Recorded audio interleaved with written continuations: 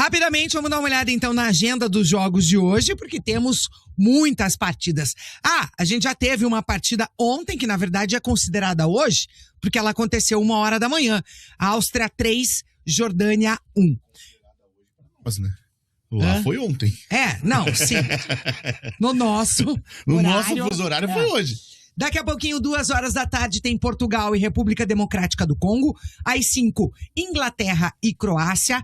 8 da noite, Gana e Panamá. E às 11, Uzbequistão e Colômbia.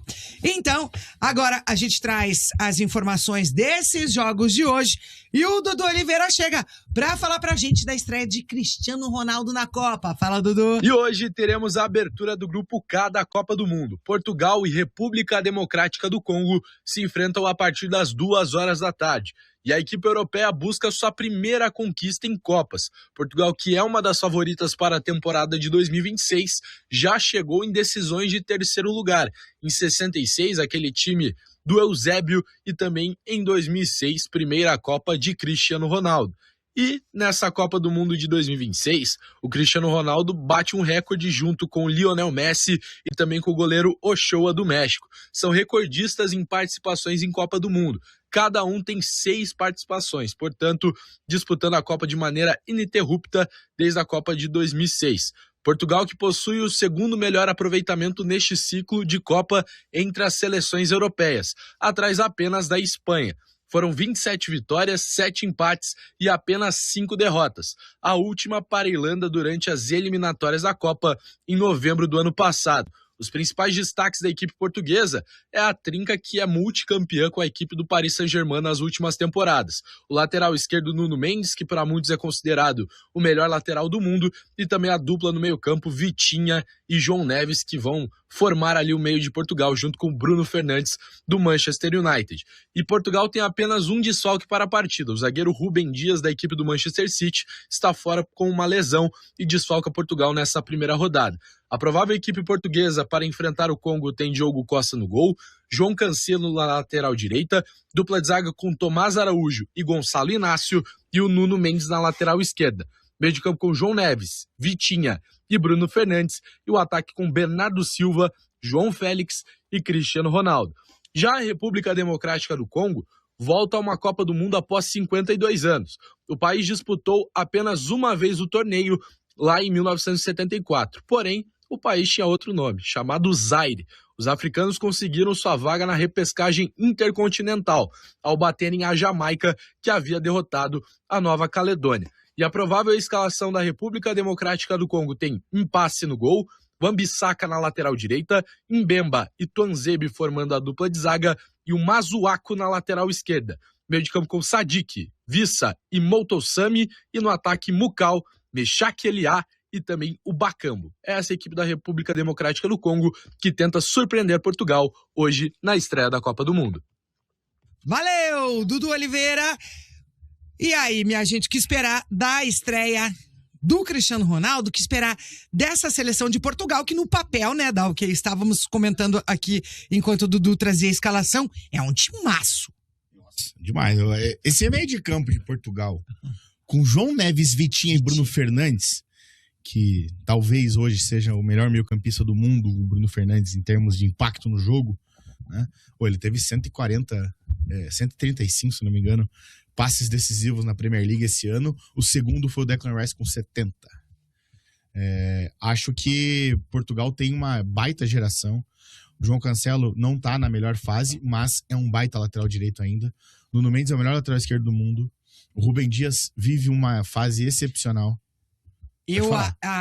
Deixa eu ver aqui. Eu até estava pegando aqui, saiu uma escalação. E ao que tudo indica, notícia de agora há pouco até. 20 minutos. O Rúben Dias deve ser poupado porque ainda se recupera de uma lesão na coxa.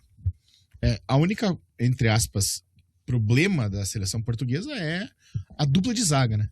Se tivesse um Pepe ainda, um Ricardo Carvalho, talvez fosse mais positivo, mas o Rúben Dias é um baita zagueiro, né? E daí, do meio pra frente, é embaçado, porque se você for olhar, o Rafael Leão não vive uma boa temporada, mas você tem Francisco Conceição, você tem Pedro Neto, para jogarem no lugar dele. Aí tem Bernardo Silva, que hoje foi oficializado no Real Madrid, e ainda tem Cristiano Ronaldo. Tem muita gente falando que é o melhor meio de campo da Copa. Eu acho que, claro, vai encarar ali provavelmente uma linha baixa, né? Que o Congo é uma equipe que atua dessa maneira e tem uma solidez defensiva grande. E certamente vai proteger a área, né? Porque sabe que do outro lado tem uma seleção ali que é uma das favoritas e que chega no melhor momento. Acho que com o Cristiano Ronaldo, né?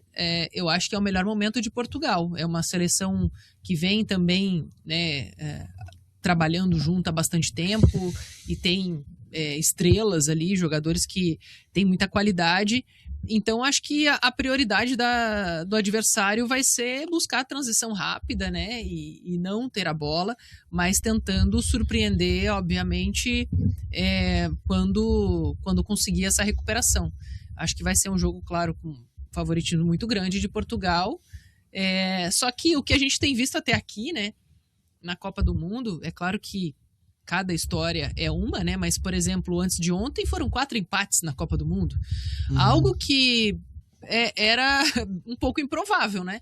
De acontecer. Pode acontecer uma zebra ou outra num jogo ali, mas a gente tá vendo, assim, um equilíbrio muito grande nessa estreia.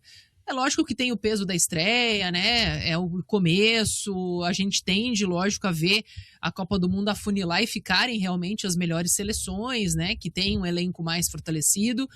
Mas é o primeiro jogo, acho que o Cristiano também já entra ali, acho que até pela mentalidade dele de ser um cara muito competitivo, entra também, eu acho que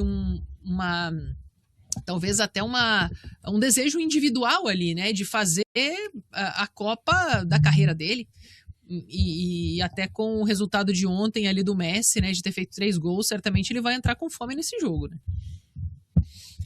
E daqui a pouquinho, a partir das 1h45, daqui 15 minutinhos, você confere as emoções desta partida aqui na Jovem Pan News Curitiba.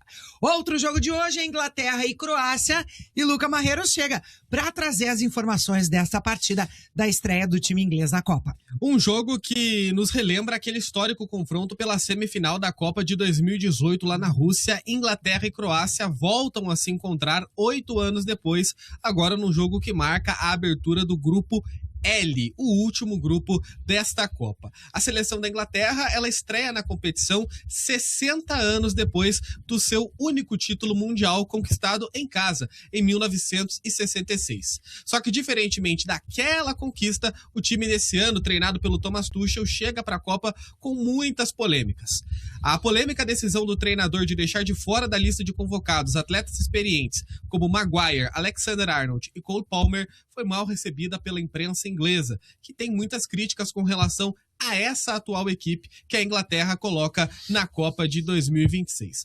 Há jogadores, claro, em que há uma grande esperança, como por exemplo o centroavante Harry Kane, que fez excelente temporada pelo Bayern de Munique, mas é uma Inglaterra que chega muito pressionada, afinal, o país do futebol, como muitas vezes eles se colocam, né, o país onde nasceu o futebol, não ganha um grande título de fato há 60 anos. Para o jogo de hoje, a seleção da Inglaterra terá um desfalque bastante importante. O lateral Livramento foi cortado da Copa em função de uma lesão e o técnico Thomas Tuchel chamou o zagueiro Chalobah da equipe do Chelsea, mas o jogador deve começar o jogo no banco de reservas. A provável Inglaterra para o jogo de logo mais tem Jordan Pickford no gol, Reece James na direita, Mark Guehi e John Stones na zaga e Nico O'Reilly na esquerda. No meio de campo com Elliot Anderson, Declan Rice e Jude Bellingham ou Morgan Rogers. No ataque, Saka ou Madueke jogando ao lado do Anthony Gordon ou Rashford com Harry Kane. É a seleção da Inglaterra que busca superar aquela campanha de 2022, quando foi eliminada traumaticamente nas quartas de final para a França pelo placar de 2-1. A adversária de hoje, a seleção da Croácia, TT, coloca em campo os seus últimos grandes jogadores daquela histórica geração que desde 2018 tem dado um trabalho muito grande em Copas. Afinal, a Croácia, antes daquele torneio na Rússia, falava muito sobre a histórica campanha de 1998, quando chegou até as semifinais e foi eliminada pela França. Só que a campanha de 98 foi superada em 2018, quando a Croácia chega na grande decisão e perde a final, desta vez para a França, aí sim numa grande decisão. A campanha em 2022 foi tão boa quanto, mas uma posição abaixo. A Croácia não chegou na final, mas parou a Copa na 3ª posição, vencendo a disputa de 3º lugar contra a seleção marroquina. E detalhe, há 4 anos no Catar, a Croácia foi a carrasca da seleção brasileira. É a última chance do craque Luka Modric, de 40 anos, trazer o título da Copa para o seu país, ao lado de jogadores que são tão bons e tão experientes quanto, como Kovacic e Perisic. Na zaga, Vardiol, do Manchester City, é um dos melhores jogadores tecnicamente desta seleção, treinada mais uma vez por Zlatko Dalic. A provável Croácia para o jogo de logo mais tem Livakovic no gol, Sutalo, Vuskovic e Vardiol, Stanisic, Modric, Kovacic e Perisic, Kramaric, Sučić e Budimir. Essa é a provável Croácia para o jogo de hoje contra a Inglaterra. O árbitro da partida, TT, é francês, é o Clément Turpin. Clément Turpin é um dos árbitros mais prestigiados da FIFA. E, assim, hoje é o último dia, né, da primeira rodada do grupo, da fase de grupos. Vai ser um jogaço esse Jogaço. e Croácia também, Jogaço. viu? Eu tô numa expectativa bem alta dessas duas seleções.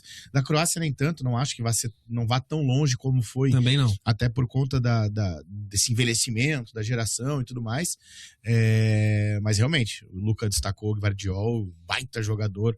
O próprio Budimir é um bom centroavante, tem jogado muito bem. Só que a Inglaterra é um time bem legal. E, cara, vai cair tudo na pressão do Thomas Tuchel, porque ele optou por não levar jogadores que eram importantes, né? E eu gosto desse time montado da Inglaterra, só que o Cole Palmer, por exemplo, ele é muito melhor do que o Madueke. Muito melhor. Só que o Madueke, ele encaixa melhor ao ser o substituto do Saka. Sim. Força física, 1 contra 1 muito forte, né? Só que ao mesmo tempo você perde um talento muito grande do Cole Palmer, que inclusive em amistosos e até mesmo nas eliminatórias era o 10 da seleção, né? Em vários momentos. E acaba, querendo ou não, também se vendo envolvido num Chelsea que caiu numa grande crise, nem pegou competição europeia, né? Começa a temporada como campeão mundial, acaba caindo, fica fora de competições europeias. E essa seleção inglesa, Dal, que tem outro cara que é bastante interessante também, que é o Anthony Gordon, né? Que acaba de ser comprado pelo Barcelona. Anthony Gordon.